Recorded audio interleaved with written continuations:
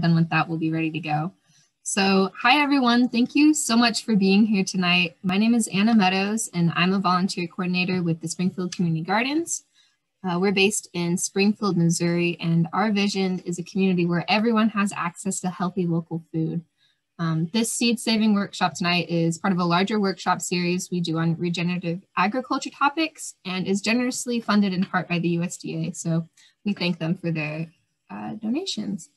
Our speaker tonight is Patrick Byers, who's here with me. He's a horticulture field specialist with the University of Missouri Extension, and I'll let him introduce himself further in just a moment. But before we get started with that, I have a couple of housekeeping things to get through.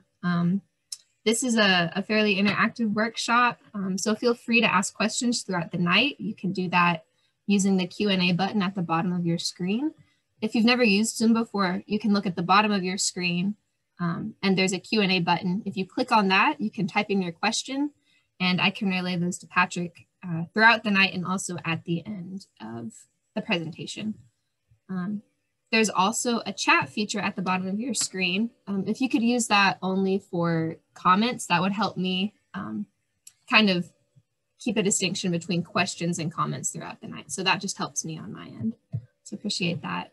And then at the end of this workshop, after we all log off and go home, or we're probably already home right now, but after we log off, a screen will pop up with a link to a post-workshop survey. And this survey is used in SCG's reporting to the USDA and helps us provide meaningful workshops to y'all in the future. So we'd appreciate it if you took a few minutes to fill that out at the end of the night. If you like what you're hearing tonight, but you don't quite catch everything, no worries. This workshop will be up on SCG's YouTube channel by the end of the week, and that is up for posterity and is free to the public. So you can check in on what we talked about in the future as well. And I'll put that link in the chat in a minute so you have access to that. Okay, I think that's it for me.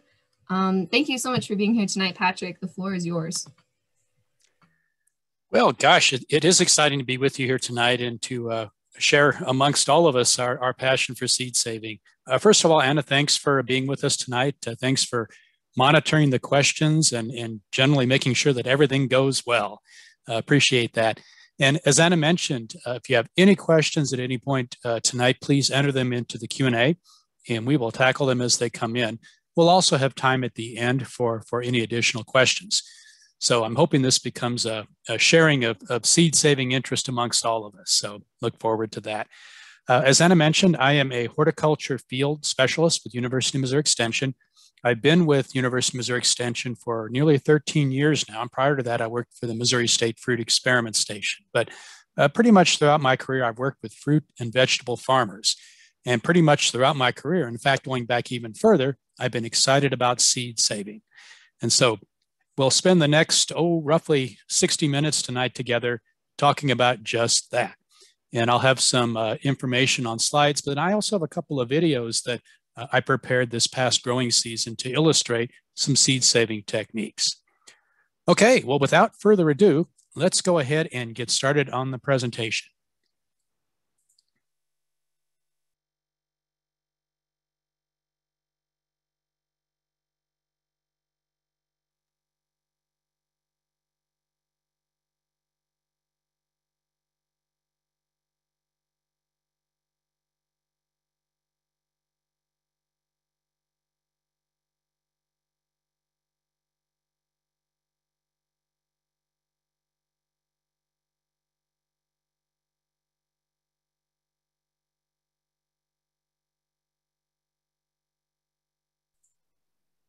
Okay, Anna, can you see and hear me at this point?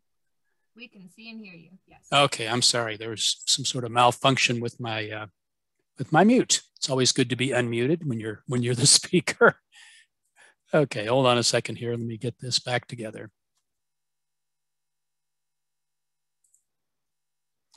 Okay, well, we will be talking about saving seeds tonight, and we'll go through the entire process from deciding which types of plants are good candidates for saving seed. We'll talk about the techniques to grow and harvest your seed, how to prepare your seed, how to put it up into storage, and how to hold it for long periods of time.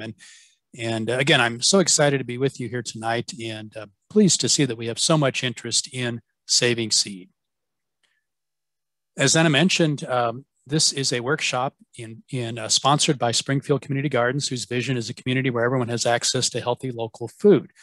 And if Springfield Community Gardens is new to you, I encourage you to learn more about this exciting community-based organization through their website and through their Facebook page. They're doing lots of valuable work. I've been associated with Springfield Community Gardens in the educational aspect of their programming. They have a vigorous farmer development program. They also oversee a network of community gardens across the Springfield metro area. So I'm excited to be teaming with Springfield Community Gardens. And also, as Anna mentioned, our workshops are sponsored by USDA, and they have generously provided funds to support the mission of Springfield Community Gardens, and that includes our educational efforts. Please fill out the evaluation that Anna mentioned at the end. This gives us feedback to the USDA, but from my standpoint, it also gives me feedback as far as how well the workshop went this evening and what I can do to improve for future workshops. So again, I appreciate your help with the survey at the end of our workshop. Okay, I've introduced myself. I'll mention that I am a farmer as well. My farm is east of Springfield in Webster County, and I've been a seed saver for nearly as long as I can remember. Okay, so here's what we're going to do tonight. We'll have a few introductory comments, and then we'll talk about basic plant science, because it's important to understand the processes of flowering, pollination, and fertilization to really have a complete understanding of seed saving. So we'll talk a little bit about plants. Then we'll talk about how to maintain pure cultivars. For most of us, when we're saving seed, our goal is to maintain a particular vegetable or flower in its pure form. And we'll talk about how to do that. Then we'll talk about harvesting and handling seeds. We'll talk about storing seeds, and then we'll talk about saving seed from selected plants. And as I mentioned, I've got a couple of videos for you, one on cilantro and one on tomato, and we'll take a look at those as well. Again, as was mentioned at the beginning of the workshop, feel free to drop a question at any point into the Q&A, and Anna will let me know when questions come in. So to start the discussion, why is saving seed important? And I think if we were face-to-face and I was asking that question, there would be lots of hands going up at this point. And there are lots of reasons why people save seed, but in my experience, it kind of boils down to one of these 3 points. First of all, saving gardening heritage. Many of us have a particular vegetable or flower that we admire, that we enjoy, that perhaps has a history with us. And the only way that we can maintain that plant is to save the seed from cycle to cycle. And so again, this is a very important reason. There's a sort of a larger scale reason as well. And in the past 100 years, perhaps 150 years or so, as we've seen the advent and dominance of hybrid vegetables and hybrid fruits in the seed market, we've seen this lead to a loss of non-hybrid cultivars. And in fact, it's been estimated that somewhere perhaps 80% or more of the vegetable cultivars that we would have seen 150 years ago have been lost because they, for whatever reason, lost favor among the farmers who were growing these particular vegetables. Yes, there are compelling reasons why we've switched over to hybrids, but on the other hand, there are also compelling reasons why we want to preserve the diversity and the heritage of these other non-hybrid types of vegetables, fruits, and flowers.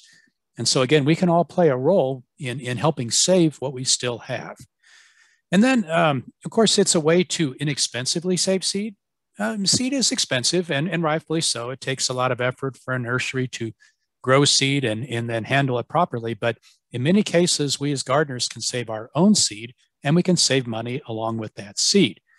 And then, quite frankly, it is just a lot of fun. I just so much enjoy saving seed because I enjoy the process. I enjoy understanding how plants work.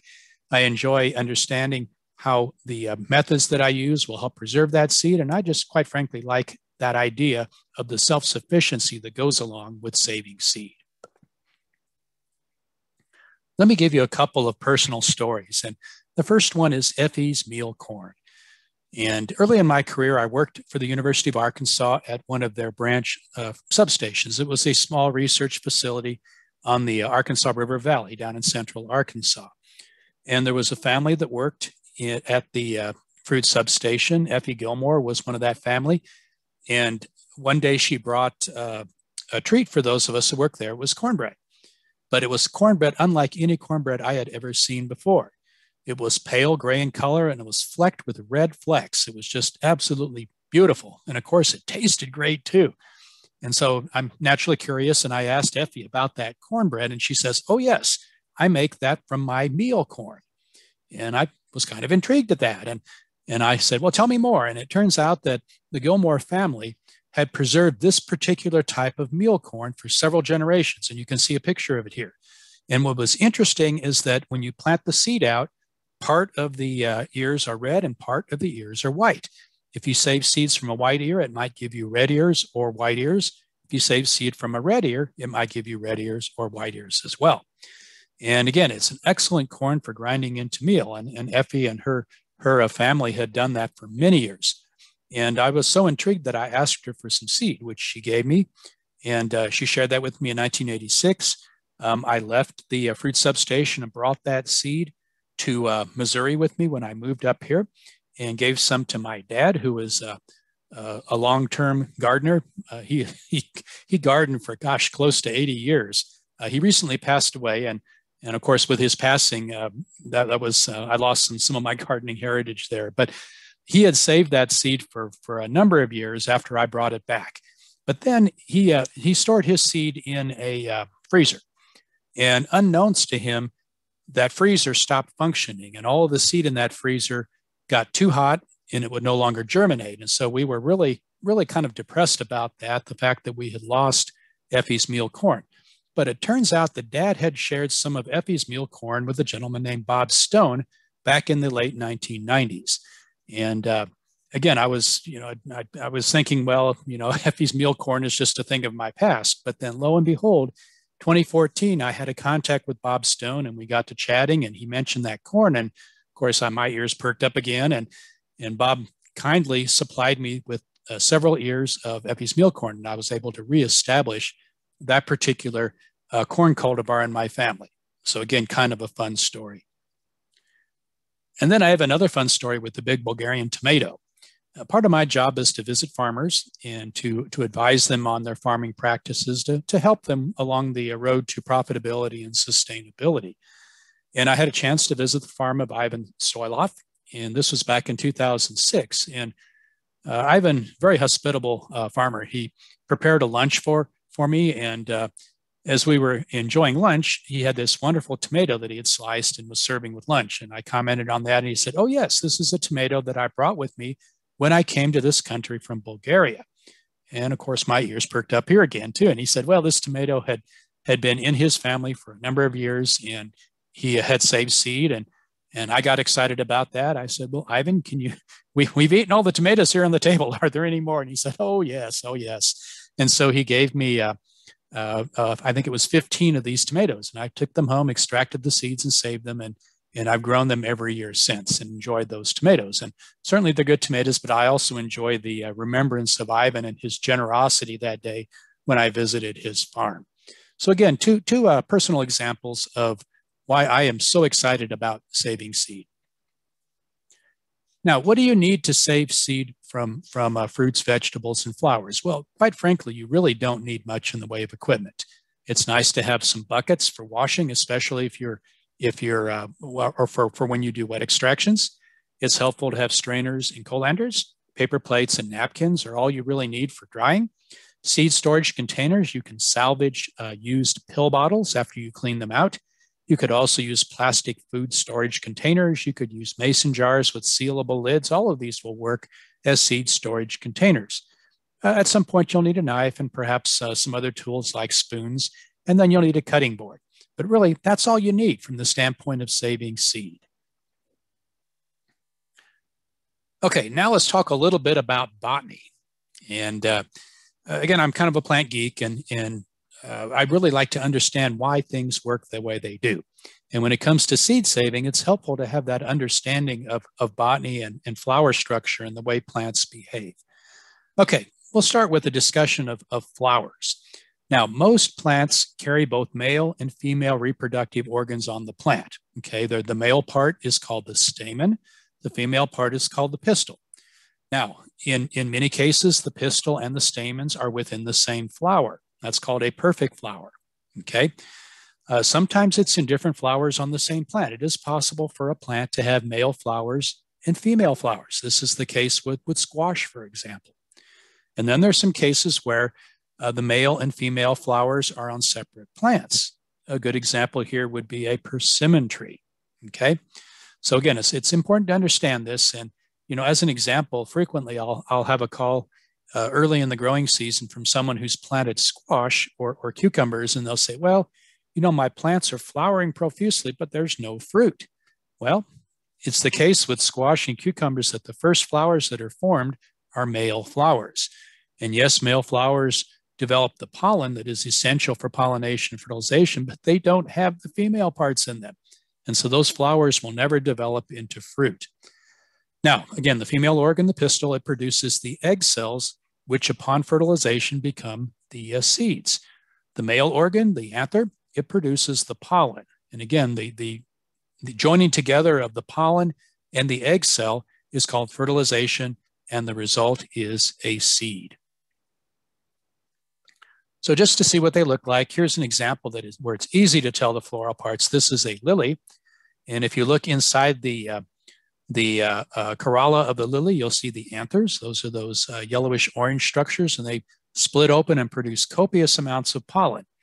And then the female part is the pistil. And that's the, again, you can see where the arrow is pointing. Now, if you look closely at this pistil, you'll notice that it's moist. It's actually a little bit sticky to the touch. And if you're doing controlled pollinations as part of your seed saving, which we'll talk about here in a moment, you want to understand when that pistil is receptive to receive the pollen that comes from the anther. And that's typically when the surface of the pistil is moist. Okay, that's your clue that it's time to go out and do the pollination. Okay. Now, I mentioned male and female flowers. Here's an example. This is zucchini. And if we look at the upper two pictures, we can see examples of the female flower. And looking at the left, you can actually see the small rudimentary squash forming behind the female blossom. And if we look into the female blossom, we see the pistil there, okay? Now, if we choose a male flower on that same plant, first of all, we notice there is no little zucchini behind the male flower. And when we look into the center down at the floral structure, we see a stamen. We don't see a pistil, we just see a stamen, and we see pollen on the surface of that stamen. Now, in order for pollination to take place here, we've got to somehow move that pollen from the stamen to the pistil. In nature or in the garden, this is typically done by a pollinating insect. From the standpoint of seed saving, it can be done by you and me. Okay, and we'll talk more about why it would be important for us to actually hand pollinate a squash, a cucumber, or a melon. Now remember, the pollination is necessary before seed will form. Somehow that pollen has to move from the male organ to the female organ. Now, this can be done in nature by the help of pollinating insects. Sometimes it's done by the wind. The wind blows the pollen from the male organ to the female organ. Sometimes it's done within the flower by just the movement of the flower. And sometimes it's done by you and me, okay? Now, again, over many generations, a group of plants can actually become uniform. You know, if the pollen and the egg cells uniformly come from plants that are very similar, over time, this group of plants that have common characteristics become quite uniform. And at this point, we call this a cultivar. And if we know from experience that moving ahead into future generations, this uniformity is maintained, then we know that that plant, that cultivar, is a good candidate for saving seed, okay? Now, when we save seed, again, part of the reason we're doing this is to ensure that the next time we plant that seed, we'll produce the flowers or the vegetables or whatever it might be that'll be similar to those that we collected the seed from. Okay, now for this to happen, the pollen and the egg cells must come from the same cultivar. Okay, this is called self-pollination. And many of our vegetables are self-fertile, which means they can be self-pollinated. Now, if the pollen and the egg cells, however, come from different cultivars, this results in a reshuffling of the genetic material within the resulting seed. Okay, so this is called cross-pollination. Obviously, it happens regularly in nature, happens more commonly where you have a male and female flower, okay? Because you never know where the pollen that a bee or some other pollinating insect is carrying comes from. For example, let's say that in your garden, you have a particular pepper that you really like and you want to save seeds from it. Well, it's in your interest not to plant any other peppers close to that particular pepper, because if you do, the pollen from a different cultivar may be transferred to the female organs of your particular favorite pepper. And in that case, cross-pollination has occurred. And if you save the seed, the resulting seedlings will not produce fruit peppers that are the same as the peppers that you collected the seed from. So again, part of effective seed saving is to make sure that the seed is genetically uniform and that moving ahead, the plants that develop from that seed are same or very close to the plants that we saved the seed from, okay? Hopefully everyone understands that. And if you have any questions about that, please drop them into the Q&A and we'll discuss that further. Now, again, when we look at vegetables, self-pollinated vegetables, those that pollinate oftentimes within the same flower, things like beans, tomatoes, and peppers, it is easy to save seed because we can say with assurance that even if we don't do anything special, it's very likely that the resulting seed will be uniform and similar to the parent. Now, insect-pollinated plants, things such as the cucurbits, again, male and female flowers, oftentimes it's more of a challenge to save seed from these. Again, with the hope that the seed will produce plants that produce cucumbers, squash, whatever it might be, the same as what we collected that seed from. Again, it's because of the uncertainty of the source of the pollen. And so if we want to save seed from cucurbits, sometimes we have to go to some interesting lengths to do that. And we'll talk more about that here in a moment. And then we have wind-pollinated plants, things like spinach and corn. And in the case of these, unless they're isolated, it's highly likely that cross-pollination is going to occur. Now, what can we do about that? Well, we can plant spinach or corn in isolated blocks, isolated places where it's unlikely that the wind is going to blow stray pollen to it. But again, self-pollinated plants, typically these are the easiest ones to save seed from. And again, just to kind of illustrate that, if we look at the upper picture on the left, that is a tomato. And the stamens are united around the pistil. And so the pollen just has to travel a tiny, tiny distance right there at the tip to land on the female organ. And so probably in 99% of the time, the tomato flower pollinates within the flower. So we can be assured that self-pollination has occurred and that the seeds are going to be uniform genetically. Now, cross-pollinated flowers, we look at this lower picture. This is an example of a female squash flower, and we can see the honeybee coming to visit that flower. And if you look closely, that honeybee is dusted with yellow pollen. But who knows where that pollen came from? Who knows which flowers that bee visited? It's possible they were only the same as this female flower, but it's also possible that bee was in some other types of squash and maybe carrying pollen that would lead to cross-pollination and non-uniform seed. Patrick, we have a question. Yes. Okay, it says, so it's important not to grow sweet peppers next to hot peppers. Are there any other plants, such as tomatoes, that might also affect the product of saved seeds?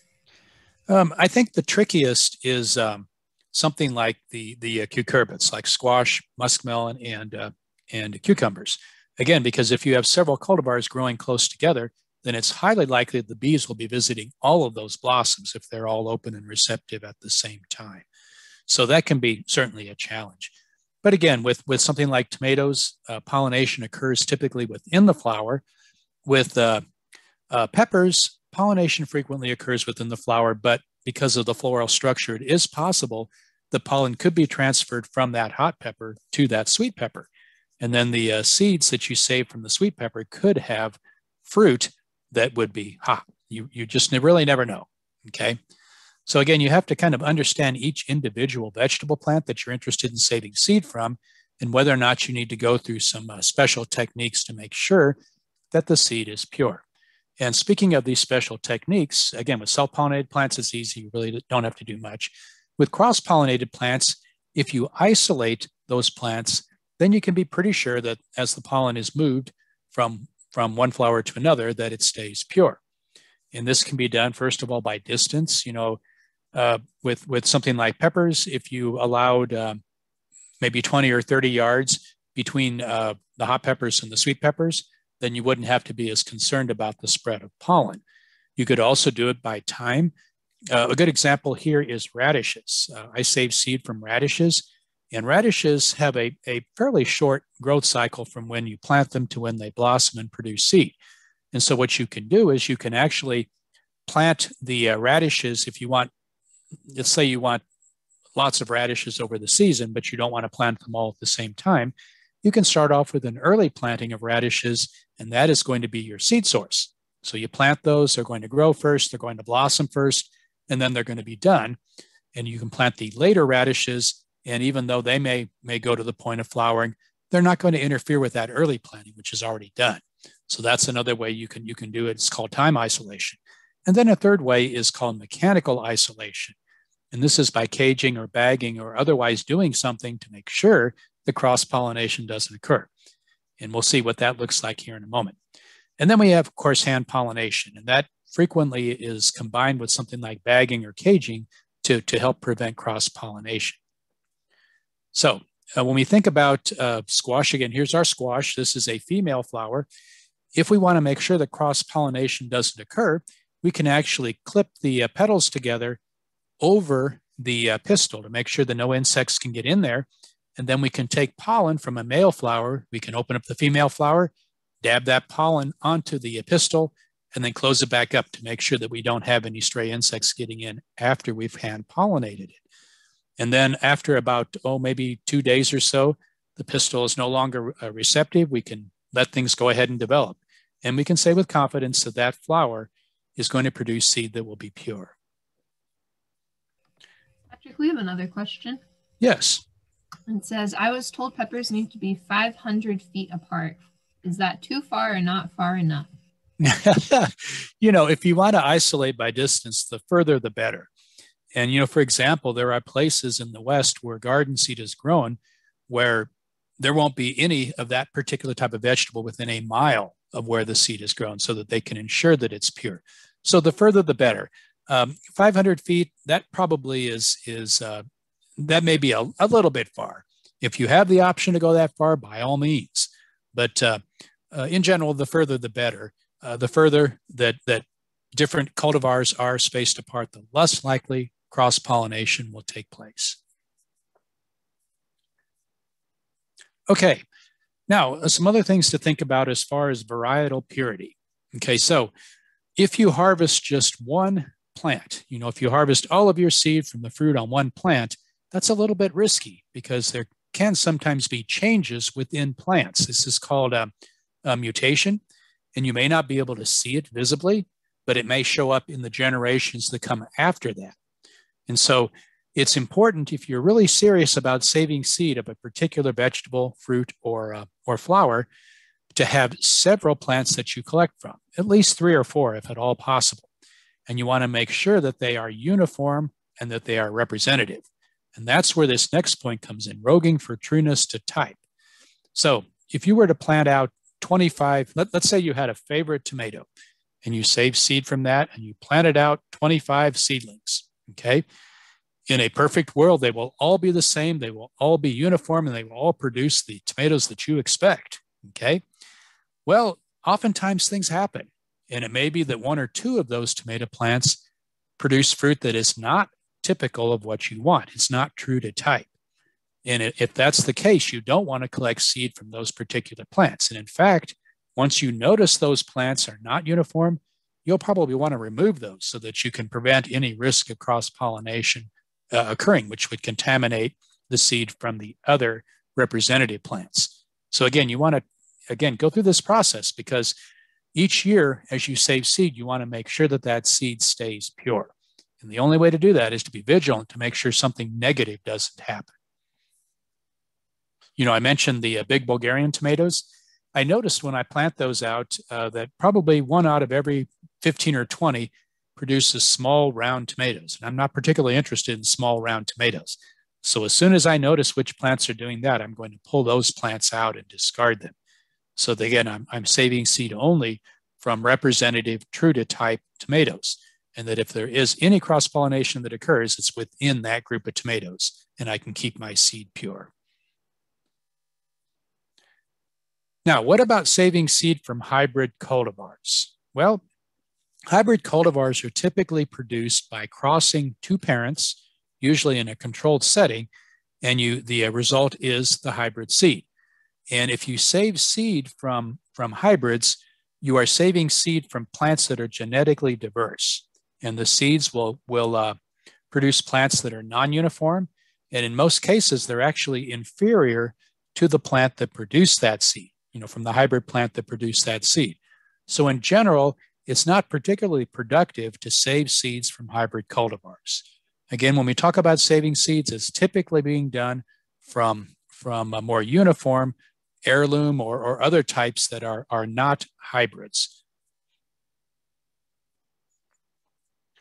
Now, from the standpoint of harvesting seed, at what stage should we harvest? Well, when we think about picking a zucchini, we typically pick a zucchini when it's small and tender and immature. Well, at that stage, the seeds within that zucchini are not mature. We can't save seeds from an immature fruit. So we want to allow the seed to fully mature. And this typically means that the fruit or the pod or whatever the seed is contained in is also fully mature. If we look at this picture here of these green beans, the lower green bean is a green bean at the stage where you would pick it to eat. And the seeds within that are very much immature. The next one up, this is what a green bean looks like if you miss it during the first harvest or two, and then you find it a little bit later on. It's still succulent. It's still, you can see the beans swelling within the pod, but if you were to open it up, those beans would be very soft and immature. That too is harvesting too early. But if we look at the upper picture or the upper bean, this is from a bean that we have deliberately left on the plant until it is fully dry, and the beans within the pod are dry as well. So this is the stage when the seed is fully mature and the embryo within the seed is viable. Okay. Now, it's always a little bit of a race with time when it comes to seed saving, because if you wait too long, you can lose seed. Seed can shatter, or fruits can rot, or other things can happen where the seed is lost. So if our goal is to save seed, we have to be vigilant that we harvested it, yes, when it's fully mature, but before we lose it. Now, how do we handle the seed once it's harvested? Again, there are different ways depending upon the specific vegetable, fruit, or flower, okay? So there may be different ways that we extract the seed, there may be different ways that we dry the seed, and there may be different ways that we package the seed. And we'll talk about some specific examples here in just a moment. Some really tricky ones, lettuce, for example. A lettuce seed head is a lot like a dandelion seed head. And in fact, lettuce and dandelions are pretty closely related. But if you look at that upper left picture, this is the stage where you want to harvest lettuce seed. But this is also the stage where a puff of wind will blow all that seed and it will be lost. So if your goal is to save seed from lettuce, you need to go out early in the day when the seed heads first open up, and then grab the seed at that point. You can see in that lower picture, I've started pinching out the seed from these lettuce seed heads. Basil seed, this is really tricky. So if you look at basil, you can see the stalk, the flower stalk, and the seeds over there on the right. And they are kind of like bells. And if you look at it closely, you can see that each at intervals along the stem, you can see those groups of seed heads, and they're open. And if you wait until this point, once these seed heads open up, the seeds drop out and they are gone. They're tiny, they're lost at that point. So you actually have to watch your basil very closely and harvest it just before those seed heads begin to split and open up. And then the other key, when you harvest basil, you have to hang it upside down, because if you try to dry it in an upright position, those little seed heads will open up, the seeds will shatter, they'll be all over your countertop, all over the floor, and they're so tiny, they're hard to collect. So if you're drying basil before you are collecting the seed, hang those stems upside down so that when they do split open, the seeds will stay within the seed pods. And then when you're handling it, be really careful, because if you jar it, those seeds will jump out of the pods and they'll be lost again. Now, as far as seed cleaning techniques, there's two basic approaches, and we'll see videos on each one of these. And the first is wet processing. And this is done with fruits that are succulent, that are wet or juicy when they're mature. So again, think a tomato, think a cantaloupe, think something like a really soft, ripe pepper, okay? And with this type of a vegetable, we typically are going to extract the seeds using water. We're going to be somehow opening up the vegetables. We're going to be expressing the seeds in the water, and then we're going to use the water to clean the seeds. Then we're going to strain the seeds out. We're going to dry them, and then we'll package them. Now, dry processing is a different approach, and this is typically done with vegetables or flowers that produce seed heads that are dry when they're mature. So again, think back to that basil that I just showed you. Think back to the beans that we saw, the seed pods on radishes. Most other herbs are this way. Many flowers are this way as well. With this approach, you have to wait till the seed is mature. But again, you've got to be vigilant because it's just the natural part of seed production by the plants that at some point the seeds are going to drop from the plant. And you want to collect them, yes, when they're fully mature, but before the seed shatters and drops and is lost. Now, once you're at that point, you want to collect them. Frequently, you're going to cut entire stems. You're going to hang them to dry and then collect the seed promptly. Okay, so we'll see examples of both of these. Now, what about seed storage? Once you've collected the seed and it's dry, we need to be thinking about storage. And as I said before, there's lots of different types of containers, but those containers all share one common point, and that is that they are airtight. The enemy to saving seed, the enemy to maintaining the viability or the life of your seeds, there's two enemies, temperature and moisture. High temperatures and high humidity or high moisture in contact with the seeds. Both of those will very quickly degrade your seed. So if you're interested in seed saving, you want to come up with an approach that is, first of all, airtight, and that will protect your seed from moisture. You can see my pill bottle there. I save pill bottles from all of my relatives, so I have lots of containers available to store seeds in. And from the standpoint of temperature, storing them in a refrigerator or a freezer is great. Shorter term storage, a refrigerator is fine. A freezer is great for longer term storage. And keep records, write down, first of all, on the container what it is. I have some unidentified containers in my freezer. I have no idea what's in them because I forgot to label them.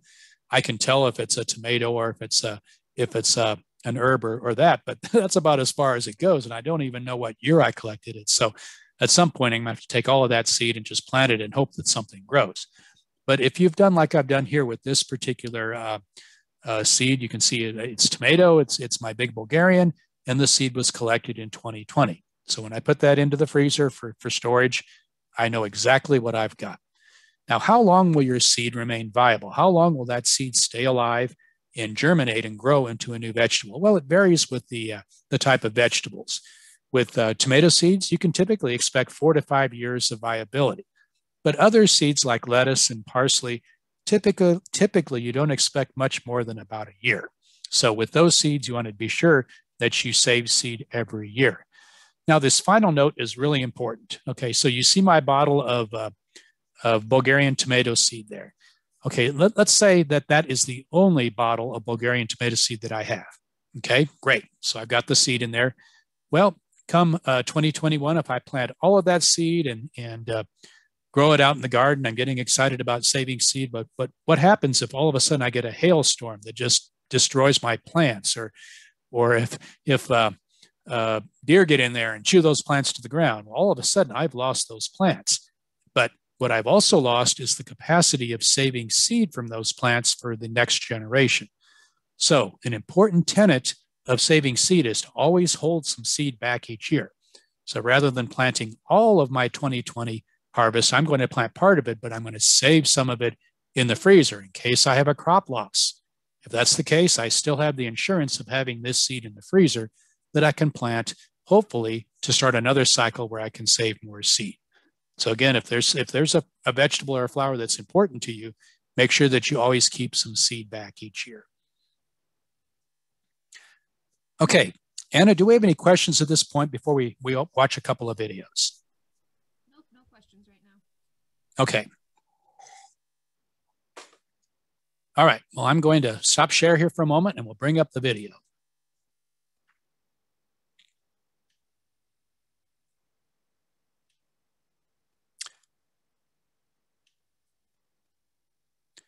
Okay, Anna, can we see the screen? I haven't actually started it yet, but I will here in just a moment.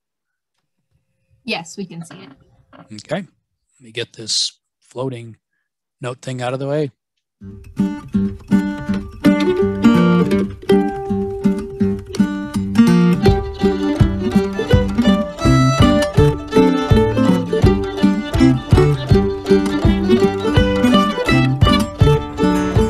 I'm Patrick Byers, horticulture field specialist with University of Missouri Extension. Now, when saving seeds from vegetables or from other plants, there are different techniques that are used depending upon the characteristics of the type of seed you're saving. And a good example is tomatoes. And here we have a couple of heirloom tomatoes. These are tomatoes that come true from seed. They're a good candidate for seed saving. But how do we extract the seed from a tomato? Well, we use a process called wet extraction. And let's walk through the steps of wet extraction. If you're interested in saving seeds from tomatoes, it's first important to let the tomato fruit ripen fully. And you can see our heirlooms here are ripe, and in fact they're a little bit overripe. These are at the perfect stage for extracting the seed. Now let's take a quick look at tomato fruit anatomy. We're going to go ahead and cut this tomato fruit across the center here, and we'll take a look at the inside. We'll notice inside that there are areas that are solid, and there's areas that are filled with a liquid. And this area that's filled with the liquid, these voids, are full of what's called gel. And the gel actually contains the seeds, and we can see some seeds right here that are present. The solids, of course, don't contain seeds, and we're not really particularly interested in those from the standpoint of seed saving. What we're going to focus on is the liquid area, the gel and the seeds. Once we've cut the tomato fruit across, now we're going to separate the gel from the solids. And this is done very easily by squishing the tomato fruit. You can see how the gel and the seeds pop out. We'll work the tomato around like this, and then we can scrape the seeds and the gel into our bowl here. And again, notice that the seeds are only found in the open areas, in the areas that are filled with the gel. You can always go in and cut individual locules or voids open if we like. There's that one. Let's go ahead and extract the seeds from this piece here as well.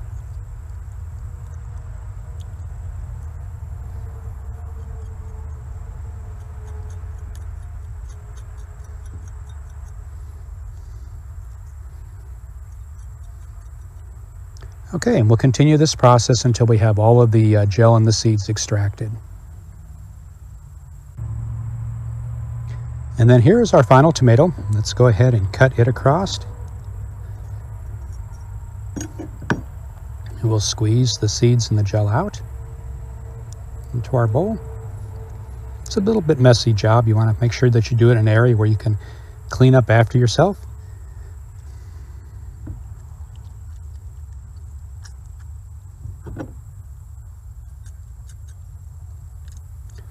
And you can see the seeds and the gel coming out of this tomato fruit. Okay, now we've completed extracting the seeds and the gel from our tomatoes. We've finished extracting the gel and the seeds from the heirloom tomatoes. Now we have all of this material in a bowl. The next step is to allow this mixture to ferment. We'll take the bowl, we'll place it in a warm area out of direct light, and we'll leave it open, and fermentation will take place over 3 or 4 days. We'll know the process is underway when we see a thick white layer of mold on top of the mixture of seeds and gel. The fermentation process helps break down naturally occurring germination inhibitors that are found in tomato seeds, and it also helps eliminate some of the seed-borne diseases that may be present on the seed that we've collected. The mixture of the gel and the tomato seeds will ferment after several days. It'll first develop a nice white layer of mold on top, and then it'll eventually look like the bowl of seeds and pulp that we see here. At this point, the solids have been pretty much disintegrated, and it's time to strain the seeds out. It's been several days since we extracted the seeds and the pulp from our tomatoes. The mixture has fermented, and now it's time to separate the seeds. This is a wet extraction, and we'll be working with the fermented mixture of the tomato seeds and the tomato solids. The fermentation process has broken down the solids. Now it's time to separate the seeds. I like to use a bucket of water and a sieve, and we'll take our seed and pulp fermented mixture here, and we'll pour it into the sieve. Keep in mind that when we were fermenting the mixture, there was no added water. It's just the juice, the pulp, and the tomato seeds. But at this point, we're going to use water to help separate the solids from the seeds.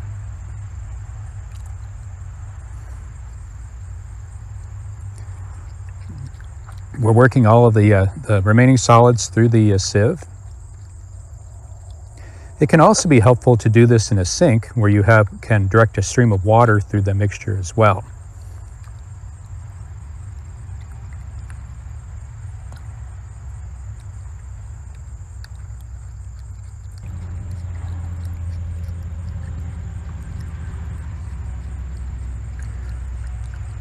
Well, we're at a point now where we pretty much have separated all of the solids from the seeds.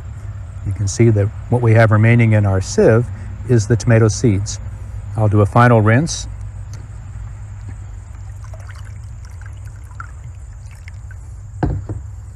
And then now it's time to lay the seeds out on a piece of absorbent paper and allow them to air dry.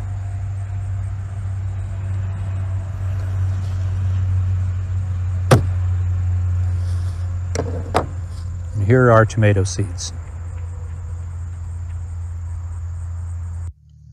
Once the tomato seed is dry, and typically this takes 2 to 3 days, it's ready for storage. Place the seed into a container where it can be sealed and kept dry. Good containers include things such as plastic Ziploc type bags, plastic food storage containers, used pill bottles, or perhaps mason jars with sealed lids. And then once the seed is in the container, make sure that you label the container so that you can remember, first of all, the vegetable, the cultivar if known, and very importantly, the year that you collected the seed.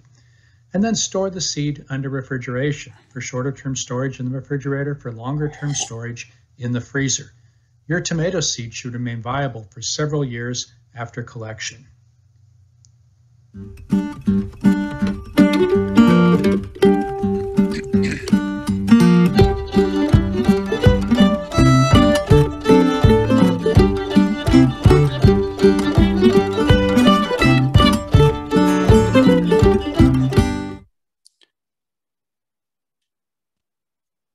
Okay, do we have any questions related to saving tomato seeds? None related to tomato seeds. We have one other question. Well, let's go ahead and tackle that. Okay, it says, can all seeds survive freezing temperatures? I wouldn't say all seeds could survive freezing temperatures, but most can. And in fact, for longer term storage, keeping them under frozen conditions uniformly will stretch out the period of time that that seed remains viable. There are a handful of seeds, pawpaw seeds, for example, which don't respond well to freezing. All right, that's all we have right now. Okay, let's watch another video.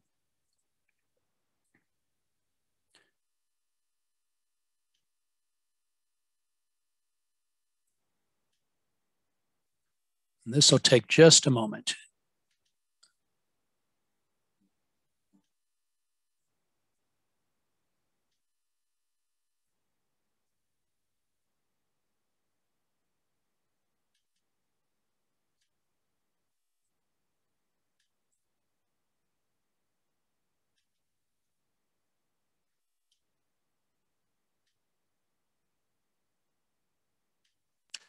Okay, Anna, can we see the, I haven't actually started yet, but can we see the screen now? Yep, we can see it. Okay, very good. Thank you.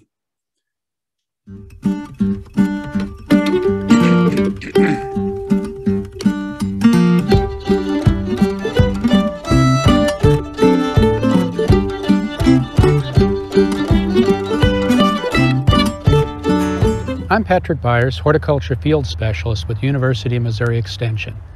One of my favorite parts of gardening is saving seeds. I love the idea of saving seeds from year to year to year. And why not? It's a great way to save a bit of money on the cost of seed, but more importantly, it's a fantastic way to help preserve our gardening heritage. Cilantro or coriander is a good example of a garden vegetable where the seed is dry processed. The plant is allowed to mature, the seed is allowed to dry on the plant, and then the seed is gathered, The chaff is removed by winnowing, and then the seed is put up for storage. With dry processed vegetables such as coriander, where the seed is allowed to dry and then it's harvested, winnowed, and put up for storage, it's very important to harvest the seed at the right stage of maturity. This first bunch of cilantro, the seed is still green. It's not completely mature. If we were to harvest this, it would dry, but it's likely that the embryos within the seed would not be viable.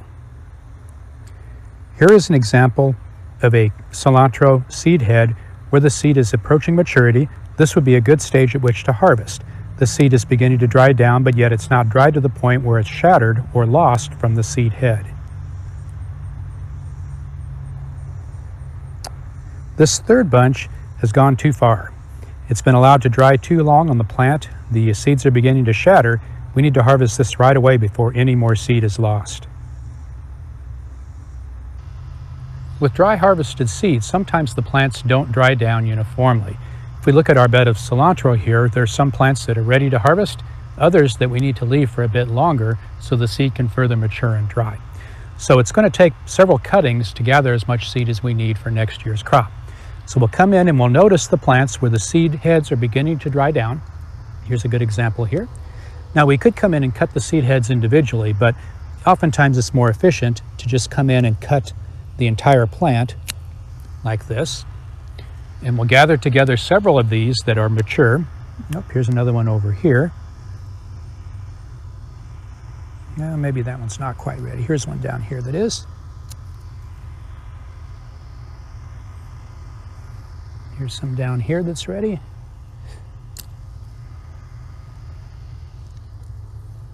Here's a plant over here that has mature seed. Okay, so now we have a bunch of cilantro seed now that's ready to hang and dry. We'll bundle it together using a rubber band. I'll trim these stems off here.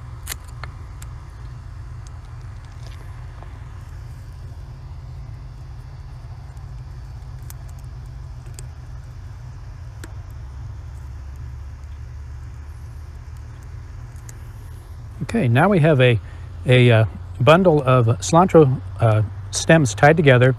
The seed heads have not advanced to the point where they're going to be shattered or lost, and so we'll hang this to dry in a bright, airy area, out of the sun, out of wind, and we'll keep an eye. If we do start to see some shattering, we may need to place a tray below it. But my experience with cilantro is that it generally clings pretty well as it dries down. We'll let it dry down till all the seed are completely brown, and it'll be ready then for the next step, which is to separate the seed from the stems and to winnow the seed. Several weeks have passed since we harvested our cilantro seed. We gathered the stems together and we hung the bunches of stems up to dry in a cool place that was very airy. The stems have dried down completely and the seed is now ready to separate from the stems. Part of the process of dry harvesting seeds is to separate the seeds from the stems. On a large scale, this can be done by placing entire stems in a paper bag and crushing the bag or otherwise agitating it so that the seeds separate from the stems. On a smaller scale, this can be done by hand, which is what we're going to do today.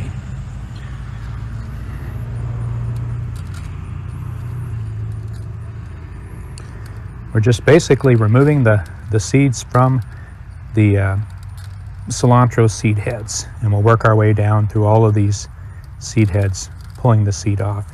The seed is relatively clean, but we'll also do what's called winnowing, where we'll separate the seed from the remainder of the debris.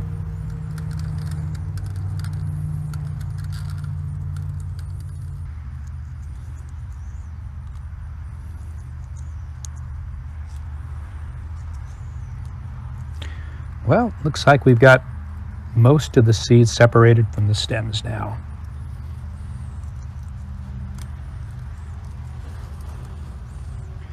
And as we can see here, the seed is pretty clean. There's still some stems mixed in, which will separate out through a process called winnowing.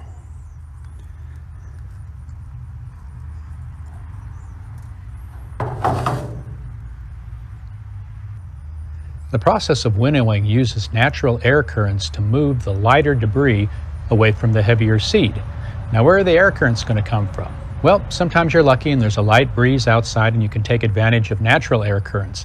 But more often you'll want to create just the right level of air movement to move the debris off the seed, and that can be done by gently blowing with small quantities of seed using your breath, or it can be done using a fan, as we're going to do here.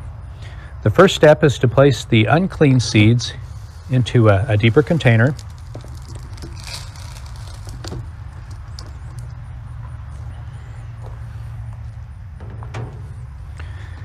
And we have the seed here ready to go. We can still pick out a little bit more of that debris by hand.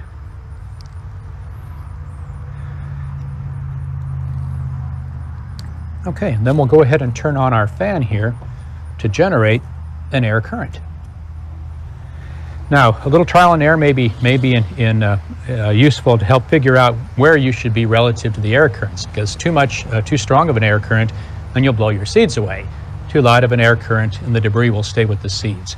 But typically, the seeds are the heaviest part of the mixture, so let's see how this is going to work. Oh, it's working nicely. We can see how the wind current, the air current, is blowing the debris away from the seeds.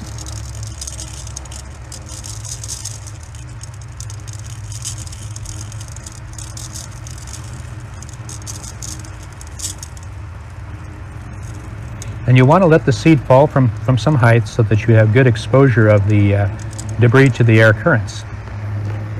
Okay, already we can see that our seed is cleaner. Now we'll repeat the process.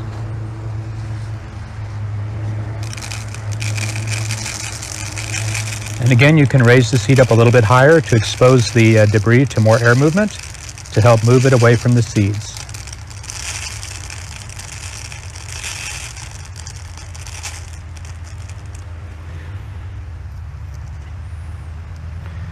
The seeds are even cleaner. We're getting closer to where we want to be. So let's go ahead and repeat again.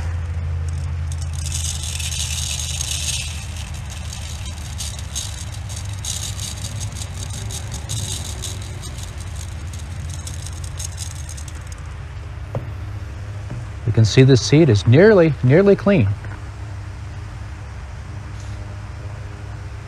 And let's do it one more time.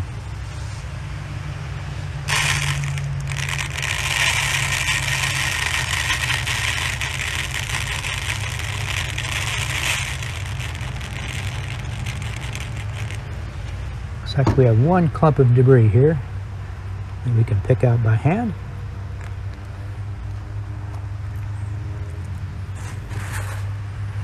The seed's looking good. A few more small stems that we'll pull out. I think one more time should do it.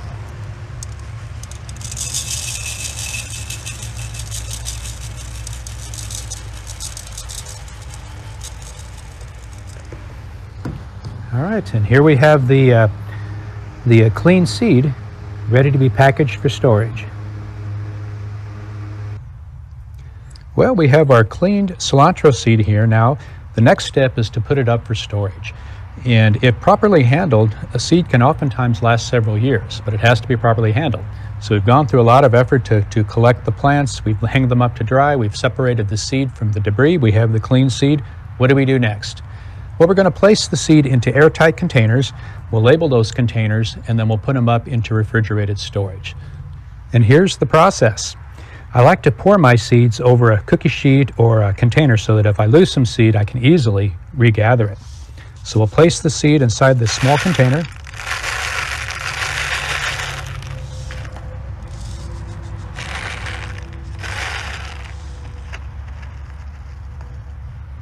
And a little bit more looks like will fit.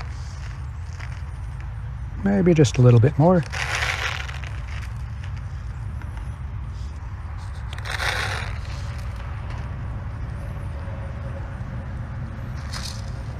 Okay, so now we have the seed inside the container, and we'll go ahead and put the airtight lid on. So there's the seed. Now the final step is to label the seed so we remember what it is and when we collected it. So we'll go ahead and do that now. Cilantro and 7/25/2020.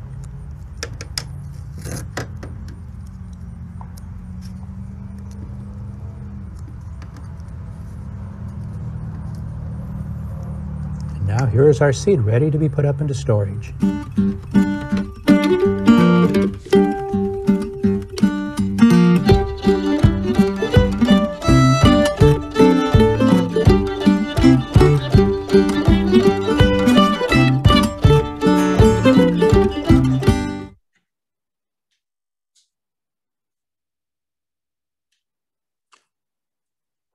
Okay, do we have any questions, Anna? We do. This one says, with larger quantities, would you recommend a desiccant pack in the container? Yes, a desiccant pack can be helpful. And more and more pills, vitamins, et cetera, are coming with these small desiccant packs within the packaging. And if you save those and dry those out, you can place those into the containers with your seed, and that will help ensure that they're not exposed to moisture, which would shorten their life. Okay. And another question, is there a special process to save zinnia seeds? So zinnia seeds are easy to save. I'll be talking about marigolds here in a moment, but zinnias would be very similar. You want to let the flowers dry down. Of course, this is going to be well past the period of time where they're attractive as garden flowers, but you allow the flower heads to dry down, and then you collect the entire flower head, set them on a tray, let them finish drying down, and then pull them apart. And it can be difficult to distinguish between the seeds and the remains of the petals, especially if you're saving seed from a double zinnia. But I tend to just save the entire mass there at the center of the flower, recognizing that not all of that is seed, but as long as it's all dry, it won't affect viability. All right, we have another question. How do you ensure that the desiccant packs are dried out sufficiently? I would use a food dehydrator and dry them at about 110 degrees. You don't want to put them in the oven because the ovens, I don't know about your oven, but my oven, the lowest setting is 170, and that's way too high to put desiccant in. So I would try to find some gentle way to dry them out. Okay. And another question. When do you save ears for sweet corn, and would you recommend ears in the center of the field? Could you repeat that, please, Anna? You were a little faint. Sure, I'll get closer. When do you save ears for sweet corn, and would you recommend ears in the center of the field? So with sweet corn, it's a challenge because almost all sweet corn these days is hybrid. But if you do have an heirloom type, such as my meal corn, yes, it's to your advantage to save from the center of the field. And you want to, of course, wait till the ears are completely mature. And in the case of sweet corn, the kernels will be dry and shriveled at that point, and the stalk will be dry. So those are the clues that your corn is ready to harvest. All right, that's all the questions we have right now. Okay, let's go ahead and continue with the presentation then.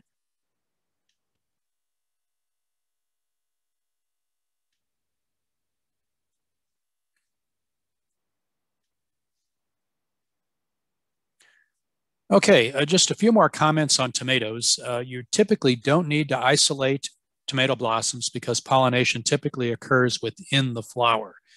And we went through these other steps in the video. Tomato seed, you can typically reliably expect good viability for at least 4 years. Now, viability will start to drop after 4 years, but there'll still be a good percentage of the seed that will be alive and viable for, 6 or 7 years. Peppers, again, the flower should be isolated. Several people have mentioned that, and here's that 500 feet here that was mentioned as well. Now, with peppers, you have to harvest when they're fully ripe. And keep in mind that if you're growing a bell-type pepper and you pick them when they're green, many of the seeds within that green bell-type pepper will not be viable. You have to wait till that pepper achieves its final color, whether it's orange or yellow or red, and it's starting to soften. At that point, the seed will be mature. You cut the core out of the pepper, and then you scrape the seeds gently into a shallow container. So peppers, even though it's a fruit, we're basically using a dry collection process with pepper seed. Lay them out, let them dry. It'll take probably 2 to 3 days, and then store them in a closed container. And again, your viability will be about 3 years before it begins to drop. Lettuce. So again, most of the pollination occurs within the flower. You don't need to isolate flowers. But lettuce, typically when we grow lettuce to enjoy as a vegetable, we don't want it to bolt. We don't want it to send up a flower stalk. But if our goal is to save seed, we allow it to stay in the garden until it bolts and sends up a flower stalk. Got to watch those seeds carefully. Again, they're like little dandelion puffs. You have to pick them in the morning before the wind blows them away and place them in a paper bag. You can, once they're in the paper bag, you can actually rub the sides of the bag together around the seed. Do this gently, and that will remove the chaff, the fluffy part. And then you can gently blow that away, but be cautious because lettuce seed itself is quite light. And typically this is best done with just gentle puffs of your breath. Store in a closed container, viability about 3 years. And again, we saw this picture earlier. Just want to reinforce that you've got to watch lettuce closely. Radishes. So radishes are, they have to be pollinated by a neighboring plant. Typically, the pollination does not occur within the flower, but you want to keep your radish cultivars separate. Okay, either isolate them by planting date of maturity or isolate them by distance. And again, 250 feet is the recommendation for radishes. Again, like lettuce, we typically don't want radishes to bolt if we're going to enjoy them as a vegetable, but if we want seed, we allow them to bolt. They will send up a flower stalk, they will blossom, and then they will form the seed pods as we see here in this picture. And within each one of these pods, there's typically 4 or 5 seeds. You want to cut the stems when the pods are dry, and then remove the seed from the pods when they're completely dry. And this is a bit of a tedious process because, at least in my experience, you have to open each pod individually with your fingers and scrape the seeds out. There may be ways to do it more efficiently on a larger scale, but I found that, just sit down with your radish seeds and pop those pods apart with your fingers and pull the seeds out. You should get at least 4 years of viability out of radish seed. Parsley, cilantro, and dill are all closely related. They all have similar flowering habits and similar processes to save the seed. Parsley cultivars need to be separate. Frequently, gardeners will plant curly parsley and flat Italian parsley in the same garden. If that's the case and you want to maintain seed purity, you need to isolate them. Parsley is a biennial and it will flower in the second year. So if your goal is to save seed, grow them in year 1, enjoy the foliage, and then the second year, they will send up a flower stalk, they'll blossom, and that's the point where you want to save the seed.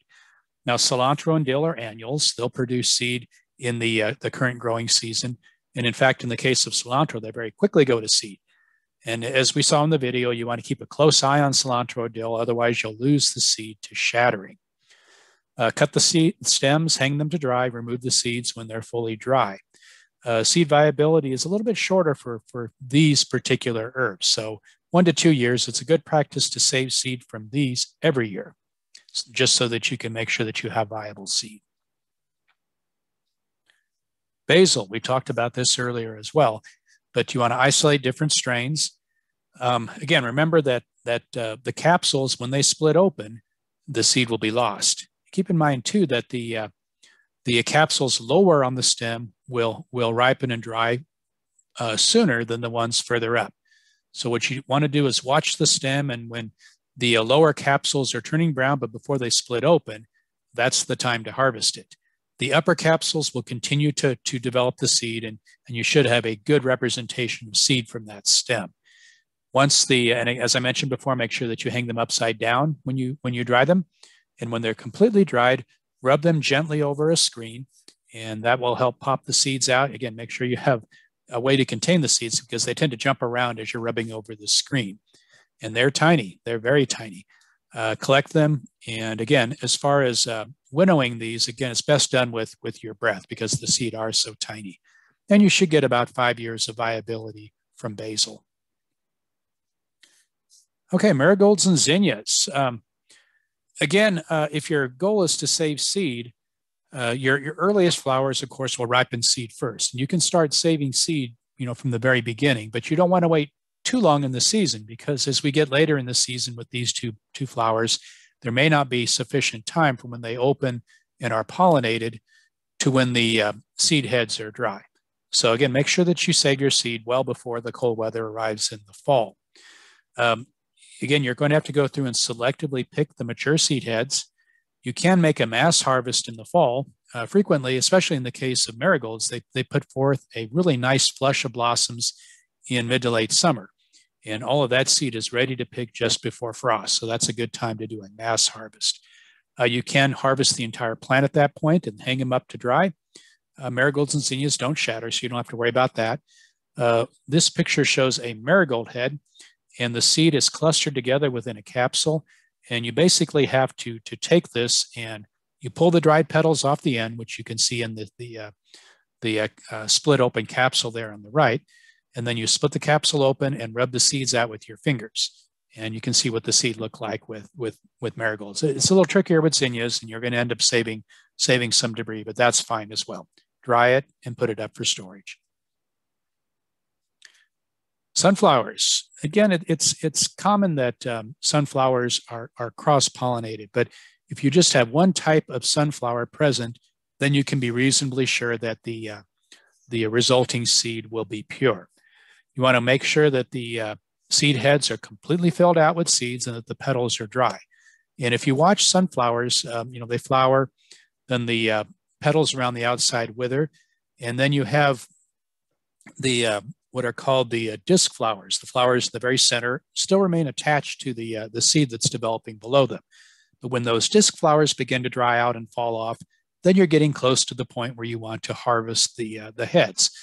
Cut the heads, hang them to dry in a protected place. Remember that birds love sunflower seeds, and if you don't protect them, you'll have finches and other birds eating the seed that you have hanging to dry. Once they're completely dry, then pull the seed heads apart. And there's a lot of debris with sunflower seeds. Pull them apart and scrape the seeds off of the base of the flower into a pan, and then finish drying the seeds completely. Package them, store them in enclosed containers, and you'll get long-term viability out of sunflowers, at least 7 years. Beans. Beans do not need to be isolated, although some seed savers would argue that cross-pollination can occur with beans. Collect the seed pods when they're fully mature and drying down, as we talked about earlier. Once you have them collected, lay the pods out on a tray, allow them to completely dry, and then open each one up and carefully remove the seeds. Frequently, weevils will lay eggs on the seeds during the drying process. And you want to freeze the seed to kill the weevils. And then you can put them up for storage before you freeze them, or you can freeze the seed in trays and then bring them out, let them dry again, and then put them up for storage. You get about 3 years of viability out of bean seeds. Okay, I promised to talk about cucurbits, and they are more complicated, largely because they have male and female flowers.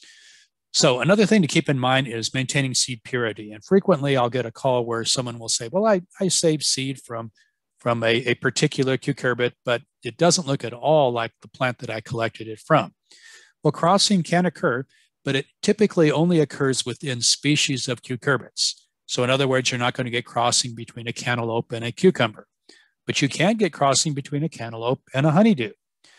The squash situation, Cucurbita maxima, which is the Hubbards, buttercups, and bananas, those can cross amongst each other, but they do not cross with the Cucurbita pepo group, which includes zucchini, acorn squash, spaghetti squash, and others.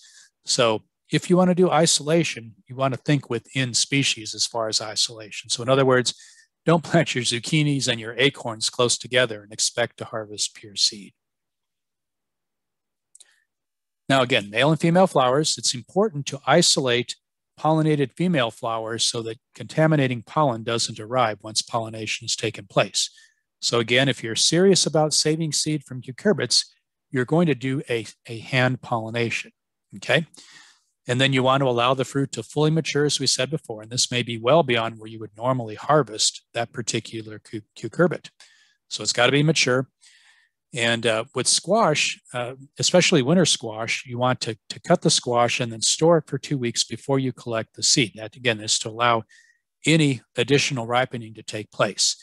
Cut open the fruit, separate the seed from the debris, dry the seed, and store.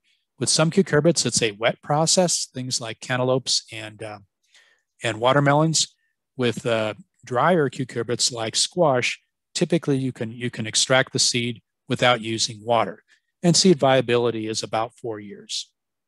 So again, here we are preparing the female flower. We're going to go out early in the day, notice any female flowers that are just about to open, and we're going to take a paper clip or a binder clip and clip the petal so that it can't continue to open.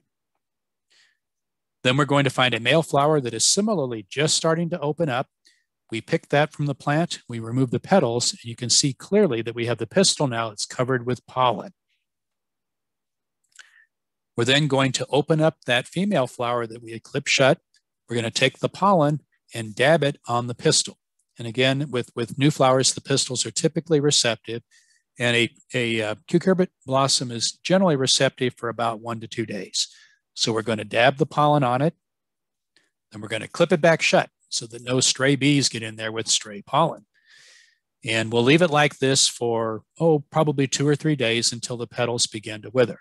We're also going to tie a red string around the small rudimentary squash at the base of that flower so we remember which one we hand pollinated. Okay, so in conclusion, why is it important to save seed? And again, if we were together in person, I would watch your hands rise and you would give me some good reasons. But I think we talked about why it's important to save gardening heritage, why it might be important to save personal cultivars, why it's quite frankly a lot of fun, and we can actually save some money doing it. It's important to understand flower anatomy and pollination. It's important to understand how to maintain the purity of the particular vegetables, fruit, or flowers that you're saving. And then it's important to understand with each of the vegetables, each of the flowers, how to harvest, handle, and store the seed. I definitely want to put a plug in for 2 references that I have found to be very useful over the years from the standpoint of seed saving. And in particular, Suzanne Ashworth's book, Seed to Seed, Seed Saving and Growing Techniques for Vegetable Gardeners, I have found to be very helpful. So if you're serious about seed saving, you'll want to add these 2 books to your library.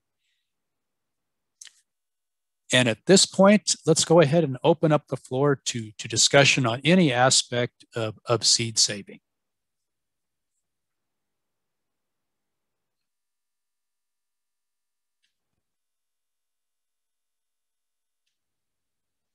Okay, Anna, do we have any questions? Not yet, no. Okay, I see someone has raised their hand. Anne, do you have a question? Would you like to put it into the Q&A?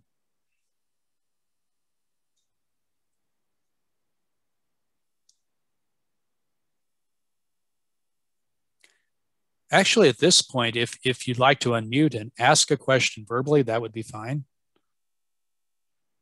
I don't think participants can. I'm sorry. Okay. Oh, we're getting some now. All right. So our first question, any tips for wildflowers? So wildflowers, you can certainly save the seeds from, and in fact, that's an ecologically conscientious way to collect wildflowers and plant them in your garden. Now, again, you have to make sure the seed is mature, and this can be a little tricky. You'll have to be out and watching the wildflowers so that you can collect the seed at the right time. But yes, by all means, you can collect wildflower seed. All right, next question. Excuse me. It says, great information. Are you going to do a seminar on growing from seed? I'd love one. I don't think we have one scheduled right now, but we can definitely put that in our list of workshops for the future. Yeah, that's a great suggestion. All right, next question is, I saved 50 plus pounds of sunflower seeds from our field last year. It'll be interesting to see how they grow this year. So that's true. That is indeed. Mm-hmm. Next question, best way to save loofah seeds, and how did they save seeds before refrigerators and freezers? So loofah is a cucurbit, and you want to wait till, with loofah, you typically let it grow until it's fully mature, and actually, the skin starts to peel off, and the part that you're after, which is the spongy part, is dry, and that's actually a good point at which to save the seeds that are within the loofah. So the sort of the same point where you would harvest loofah for use is a good point at which to harvest the seeds. And then there was another part of that question about, so how were seeds saved before refrigeration? Well, typically it was shorter term storage. And again, early on, we as humans recognized the importance of keeping seeds dry. And, probably we had some places that were cooler where we could put those seeds. As we developed containers that could be stoppered or otherwise made airtight, that helped with maintaining viability. But frequently saving seed was a year-to-year thing. And it was a major problem if something happened to your stored seed, because you may not have anything to plant the next growing season. All right, next question says, what about turnips and beets? How long are those seeds good for? Turnips and beets, if held under refrigeration, will maintain their viability for several years. I would say at least 4 to 5 years. That's been my experience, and perhaps longer. So that's pretty the next one is, if you're harvesting beans to save for dried use for food versus seed, any difference in time frame, etc.? Well, it depends on the type of bean. And if it's a dry bean, typically those would be allowed to dry on the plant and then they're harvested at that point, again, when the beans are fully mature and drying down. Some types like southern peas or black-eyed peas, they might be harvested before the beans are fully mature, while they're still somewhat immature, and then used that way. But typically for a dry bean, you'll harvest it when the pods are dry. So again, fully mature. Could you repeat the name of the 2 books at the end?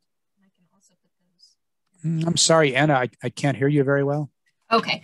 The next question is, could you repeat the name of the 2 books at the end? And then I can also put those names in the chat. Yes. Why don't you go ahead and drop those into the chat? Suzanne Ashworth's book is Seed to Seed. And again, I really like that one. And the other author, oh gosh, I'm drawing a blank. We'll drop it in the chat. And this recording will also be up on SCG's YouTube channel. So you can also go to that part in the presentation there too. Okay. Okay, that's all the questions we have right now. Okay, very good. Oh, one more question. Oh, very good. Which channel? It'll be the Springfield Community Gardens YouTube channel. I'll put a link in the description right now in the chat. Okay, next question. Best way to save store-bought seeds and how long do those last? So a similar approach with store-bought seeds. You want to store them inside a sealed container. Typically store-bought seeds will come in a plastic container or perhaps a hermetically sealed container. And you want to go ahead and put those into a mason jar or, again, a sealed plastic food container and put those in your refrigerator or your freezer. And they will maintain viability similar to what I mentioned for the save seeds. Again, the enemies of store-bought seeds are warm temperatures and humidity or moisture. So always think about those 2 things when thinking about a good way to handle the seed that's left over at the end of the gardening season. Okay, we don't have any questions right now. Any other questions?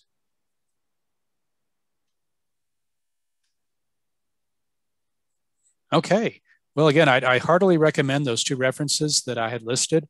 And if you have any specific questions related to seed saving, please reach out. I'd be happy to visit with a fellow seed saving enthusiast. So again, thank you very much for joining us tonight. Thank you, Anna, for taking care of all the aspects of our meeting tonight. And we hold these workshops on a monthly basis. And I'm afraid I'm drawing a blank as far as what our subject is for the workshop in May, but we'll have another workshop coming up in May, and we'll be publicizing that on the Springfield Community Gardens YouTube channel. Yep, that's right. If you'd like more information about our workshops, we also have a monthly kind of workshop event email that we send out. And you can email, well, actually, you can go to our website at springfieldcommunitygardens.org, and there's a contact button at the bottom. You can click on that and ask to be added to that, or get information on any of our other programs. So that's an option as well. Okay, I think that's it for tonight. Thank you, Patrick.